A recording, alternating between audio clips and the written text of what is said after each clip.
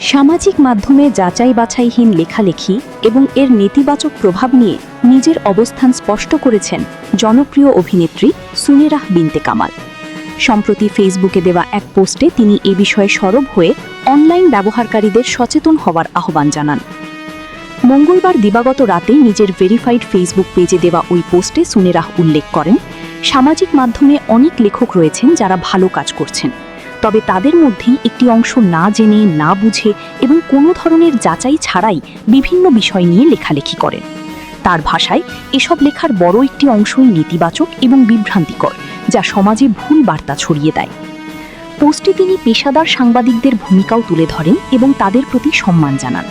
সুনেরাহ বলেন, সাংবাদিকরা কঠোর পরিশ্রমের মাধ্যমে নিজেদের অবস্থান তৈরি করেন এবং দায়িত্বশীলতার সঙ্গে তথ্য যাচাই করে সংবাদ প্রকাশ করেন।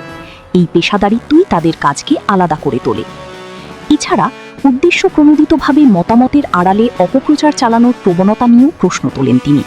আমার মনে হলো বা আমার ধারণা, এই ধরনের ভিত্তিহীন মন্তব্য দিয়ে কাউকে নিয়ে নেতিবাচক লেখা প্রকাশ করা যে অযৌক্তিক, সেটি স্পষ্টভাবে তুলে ধরেন অভিনেত্রী। তিনি মনে করেন, এমন কাজের পেছনে অনেক সময় মনোযোগ আকর্ষণ, বিনোদন কিংবা আর্থিক লাভের উদ্দেশ্য কাজ করে।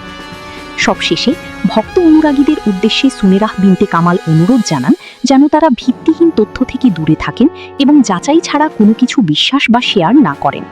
উল্লেখ্য, শোবিজ অঙ্গনের অন্যান্য তারকাদের মতো তিনিও প্রায়ই সামাজিক মাধ্যমে ভুয়া তথ্য ও সমালোচনার শিকার হন। বর্তমানে নাটক ও চলচ্চিত্র দুই মাধ্যমেই ব্যস্ত সময় পার করছেন তিনি।